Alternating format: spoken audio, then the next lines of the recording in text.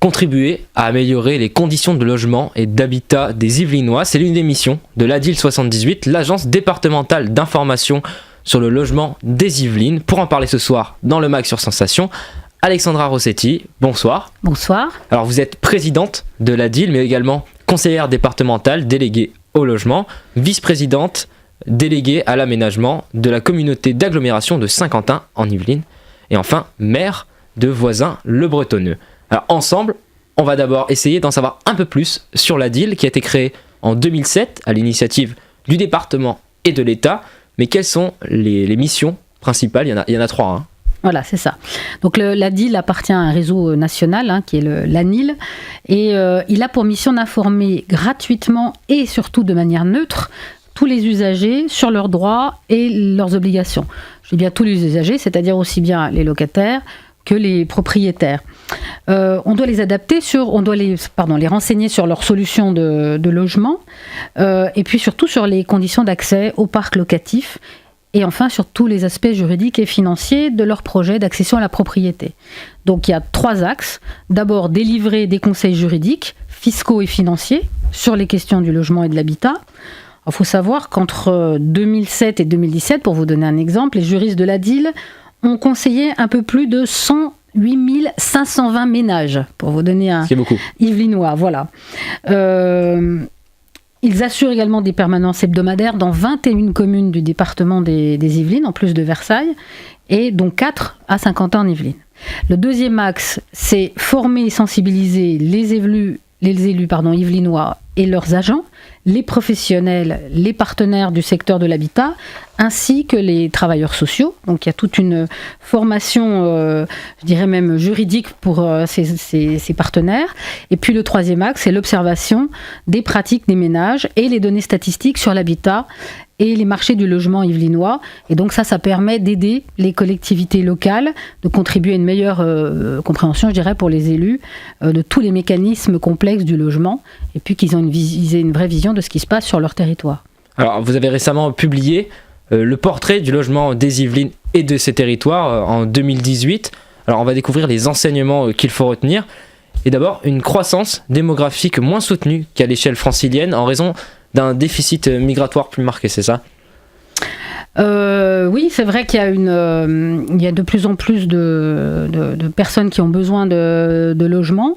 Et donc toute la difficulté, c'est de trouver la bonne réponse en termes d'adaptation non seulement du nombre de logements, mais aussi de typologie par rapport à la population et à son évolution.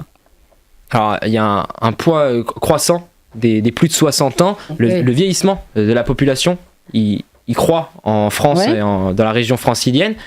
Mais le département des Yvelines reste plus jeune que la moyenne en France. Ça n'empêche qu'il y a quand même une évolution des personnes plus âgées dans notre... Il y a quand même un vrai vieillissement de la population dans notre département quand même. Ça reste... Et du coup, il y a aussi beaucoup de personnes de plus en plus isolées. Exactement. Donc on est beaucoup moins jeune qu'on l'a été... La question dans ce sens-là passe mieux. Voilà. En fait, on est beaucoup moins jeune qu'on ne l'a été à une certaine époque où effectivement, même des villes comme Montigny ou Voisins étaient les villes les plus jeunes de France, pratiquement. Ouais.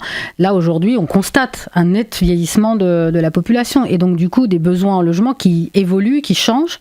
Et puis aussi des gens qui se retrouvent, comme je vous l'ai dit, complètement isolés. Voilà. Alors, on remarque aussi à la lecture du portrait un renforcement de la présence des cadres à un niveau de revenu supérieur à la moyenne francilienne. 58% des actifs yvelinois sont des cadres.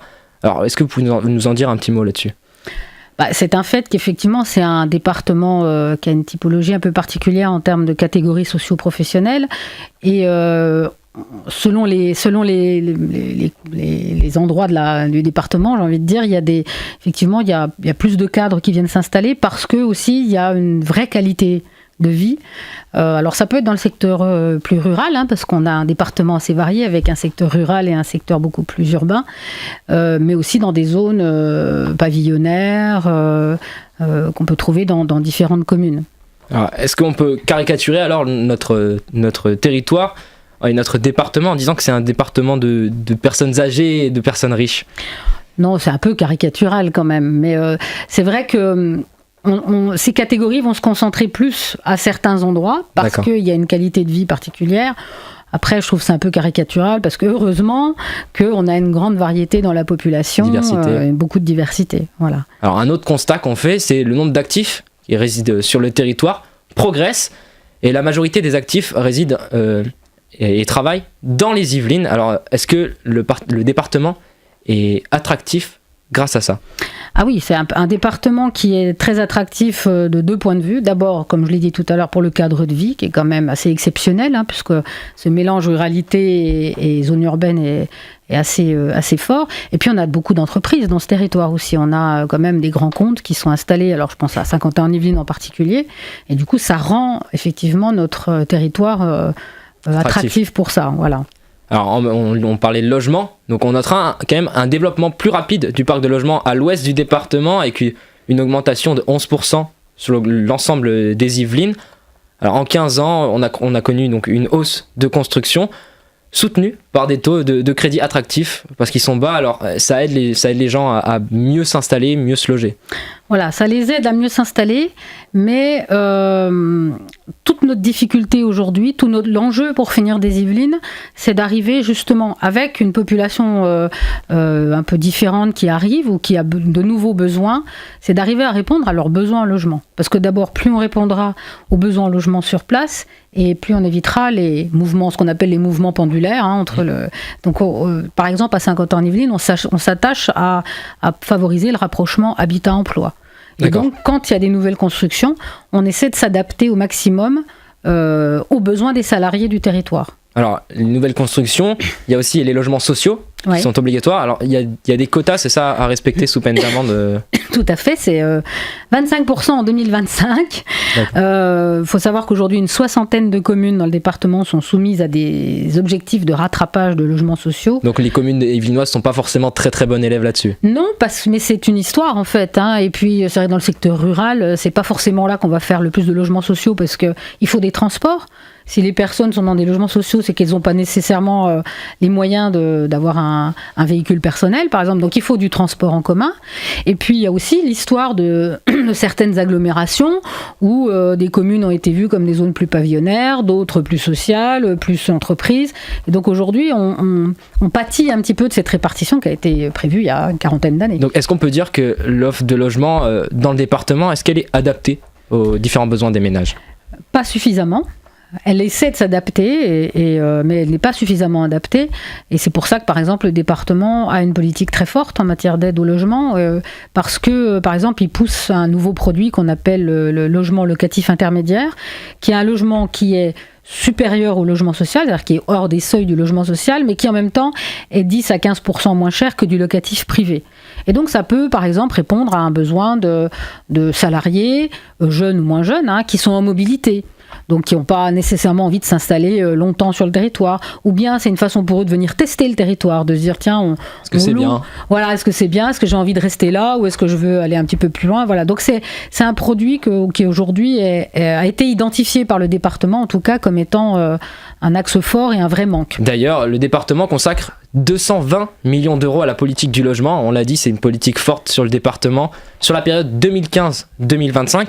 Alors c'est quoi les priorités du département? Alors justement, le logement locatif intermédiaire, mais aussi il veut vraiment apporter une aide aux communes qui sont aujourd'hui, comme on dit, carencées ou déficitaires par rapport aux logements sociaux, pour les aider à construire du logement social, mais le faire dans de la qualité. C'est-à-dire, il n'est pas question de faire une course et puis de dire je vais faire refaire les erreurs du passé, c'est-à-dire des tours de logement social, mais favoriser la mixité et donc aider financièrement les communes qui se lancent justement dans ces investissements. Et dans les rattrapages aussi, dont on parlait tout à l'heure. Voilà, dans le rattrapage. Donc c'est un axe très très fort.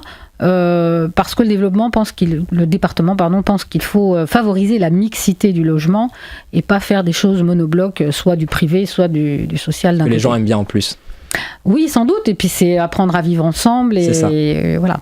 Merci beaucoup Alessandra Rosetti d'avoir été avec nous ce soir dans le MAG. Je rappelle, vous êtes présidente de l'ADIL 78, conseillère départementale, vice-présidente de la communauté d'agglomération de Saint-Quentin-en-Yvelines et enfin maire de Voisins-le-Bretonneux. Pour en savoir plus, adil78.org, et pour revoir ou réécouter notre émission, rendez-vous sur notre site internet et notre application Radio Sensation.